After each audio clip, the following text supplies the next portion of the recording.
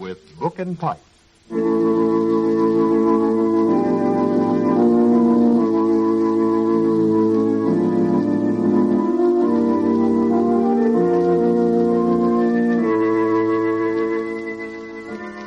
Each Monday, Wednesday, and Friday at this time, WPEN offers you narrative welcome within the documentary study of the man with Book and Pipe. Join us as he recreates in story the fictional gems of the world, told with all their absorbing brilliance of color.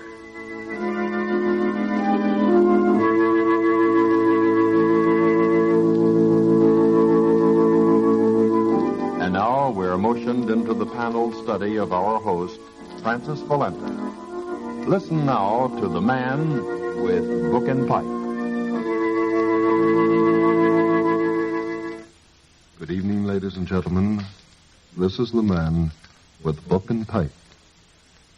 This evening we bring you the story of the gruesome fate which befell the old caretaker of a cemetery in Salem, as we present The Graveyard Rats.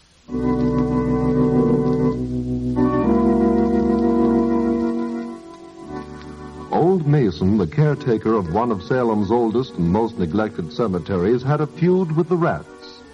Generations ago, they had come up from the wharves and settled in the graveyard, a colony of large rats. And when Mason had taken charge, he decided they must go. At first he set traps for them and put poisoned food by their burrows, and later he tried to shoot them, but it did no good. The rats stayed, multiplying and overrunning the graveyard with their ravenous horde. They were large rats, sometimes measuring 15 inches in length. Mason had caught glimpses of some as large as good-sized cats, and when once or twice the gravediggers had uncovered their burrows, the malodorous tunnels were large enough to be crawled into by a man on his hands and knees. Yes, the ships that had come generations ago from distant ports to the rotting Salem wharves had brought strange cargo. Mason did not fraternize with his neighbors and, in fact, did all he could to hide the existence of the rats from intruders. Investigation, he realized, would undoubtedly mean the opening of many graves. And while some of the gnawed, empty coffins could be attributed to the activities of the rats, Mason might find it difficult to explain the mutilated bodies that lay in some of the coffins. The purest gold is used in filling teeth, and this gold is not removed when a man is dead. And sometimes, too, there were medical students and less reputable doctors who were in need of cadavers and not over-scrupulous as to where they were obtained. Mason did not care what happened to the bodies after he had performed his gruesome theft. But the rats, inevitably, dragged away the whole cadaver through the hole they gnawed in the coffin. The size of these burrows occasionally worried Mason. Then, too, there was the curious circumstance of the coffins, always being gnawed open at the end, never at the side or top. It was almost as though the rats were working for some impossibly intelligent leader. And now he stood in an open grave and threw a last sprinkling of wet earth on the heap beside the pit. The body had been buried several days earlier. A relative of the dead man had been coming to the grave at intervals, but he would hardly come at this late hour, no matter how much grief he might be suffering. And so, taking up the spade, he bent down and examined the fastenings of the coffin. Abruptly, he stiffened. Beneath his feet, he sensed an unquiet stirring and stretching, as though something were moving inside the coffin. For a moment, a pang of superstitious fear shot through Mason, and then rage replaced it as he realized the significance of the sound. The rats had forestalled him again. Angry, Mason wrenched at the fastenings of the coffin. He got the sharp edge of the shovel under the lid and pried it up until he could finish the job with his hands. The coffin was empty. Mason saw a flicker of movement at the head of the case and darted the light in that direction.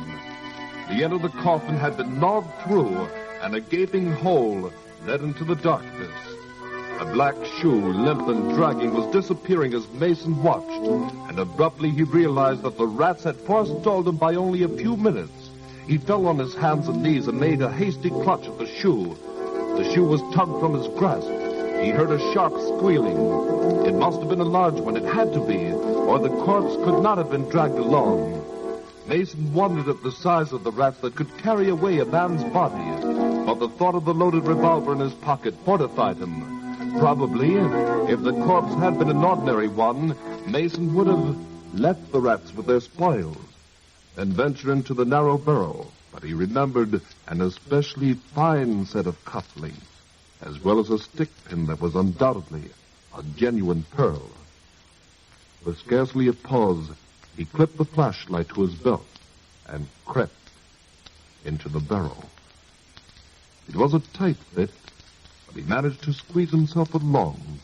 Ahead of him, in the flashlight's glow, he could see the shoes dragging along the wet earth at the bottom of the tunnel. He crept along the burrow as rapidly as he could.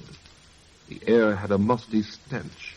If he could not reach the corpse in a minute, he would turn back. He crawled forward, several times passing the mouths of adjoining tunnels. The walls of the burrow were damp and slimy, and twice lumps of dirt dropped behind him. With thoughts of a cave-in making his pulse race, he decided to abandon the pursuit, even though he had now almost overtaken the corpse and the invisible things that pulled it. But he had overlooked one thing. The burrow was too narrow for him to turn. And then panic touched him briefly, but he remembered a side tunnel which he had just passed and backed awkwardly along the tunnel until he came to it. He thrust his legs into it, backing until he found himself able to turn, and then he hurriedly began to retrace his way, although his knees were bruised and painful.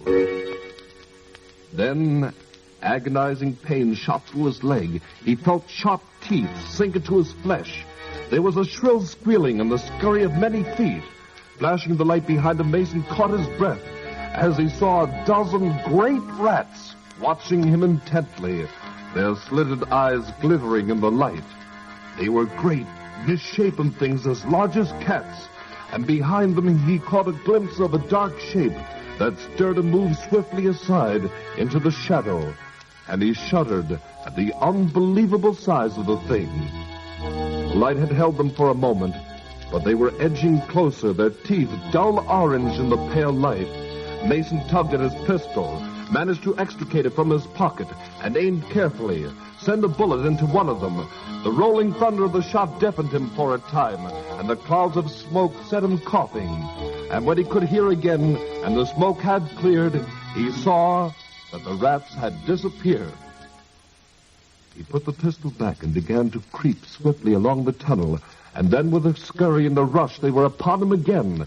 They swarmed over his legs, biting and squealing insanely, and Mason shrieked horribly as he snatched for his gun. He fired without aiming, and this time the rats did not retreat so far. But Mason was crawling as swiftly as he could along the burrow, ready to fire again. He crawled on, pausing briefly as he made out a shapeless huddle on the damp clay a few yards ahead. For a second he thought it was a mass of earth that had been dislodged from the roof, and then he recognized it as a human body. It was a brown and shriveled mummy, and with a dreadful, unbelieving shock, Mason realized that it was moving. It was crawling toward him, and in the pale glow of the flashlight, the man saw a frightful gargoyle face thrust into his own.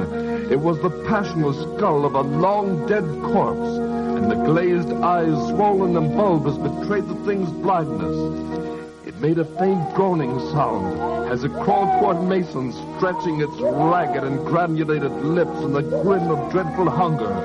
And just before the horror touched him, Mason flung himself frantically into the burrow at his side. He heard a scrabbling noise at his heels, and the thing groaned dully as it came after him. Mason screamed and propelled himself desperately through the narrow burrow. He crawled along awkwardly, sharp stones cutting his hands and knees. Dirt showered into his eyes, but he dared not pause even for a moment. He scrambled on, gasping, cursing, and praying hysterically. Squealing triumphantly, the rats came at him. Mason almost succumbed to their vicious teeth before he succeeded in beating them off. The passage was narrowing, and in a frenzy of terror, he kicked and screamed and fired until the hammer clicked on an empty shell, and he had driven them off. He found himself crawling under a great stone embedded in the roof of the tunnel. If he could only bring down the stone so that it blocked the tunnel. The earth was wet and soggy from the rains, and he hunched himself half upright and dug away at the dirt around the stone. But the rats were coming closer. He saw their eyes glowing in the reflection of the flashlight's beam. Still he clawed frantically at the earth. The stone was giving. He tugged at it, and it rocked in its foundation. And behind him, the stone finally crashed down, and he heard a sudden frightful shriek of agony. Clods showered upon his legs. A heavy weight fell on his feet, and he dragged them free and with difficulty, but the entire tunnel was collapsing around him. A rat was approaching, the monster he had already glimpsed. Gray and leprous and hideous, it crept forward with its orange teeth bared, and its weight came, the blind dead thing groaning as it crawled. Gasping with fear, Mason threw himself forward at the soggy earth, clasped at his heels. The tunnel narrowed until he could barely use his hands and legs to propel himself. He wriggled forward like an eel and suddenly felt satin tearing beneath his clawing fingers, and then his head crashed against something that barred his path. He moved his legs, discovering that they were not pinned down under the collapsed earth. He was laying flat on his stomach, and when he tried to raise himself, he found that the roof was only a few inches from his back, and panic shot through him. For he had flung himself desperately into a side tunnel, a tunnel that had no outlet. He was in a coffin, an empty coffin into which he had crept through the hole the rats had gnawed in its end. He tried to turn on his back and found that he could not. The lid of the coffin pinned him down, and then he braced himself and strained at the coffin lid. It was immovable, and even if he could escape from the coffin, how could he claw his way up through 5 feet of hard-packed earth? He found himself gasping. It was dreadfully, unbearably hot. He ripped and terribly hot. He ripped and clawed at the satin until it was shredded. He made a futile attempt to dig with his feet at the earth from the collapsed burrow that blocked his retreat. If he were only able to reverse his position, he might be able to claw his way through to air. But no, all he could do was get through the satin, through the hard metal of the coffin. His head now seemed to be swelling, growing larger and larger, and suddenly he heard the exultant squealing of the rats behind him, the exultant squealing of rats coming up close behind him. He began to scream insanely, but could not drown them out. For a moment he thrashed about hysterically within his narrow prison. And then he was quiet, gasping for air. His eyelids closed, and then he sank down into the blackness of death with the mad squealing of the rats dinning in his ears.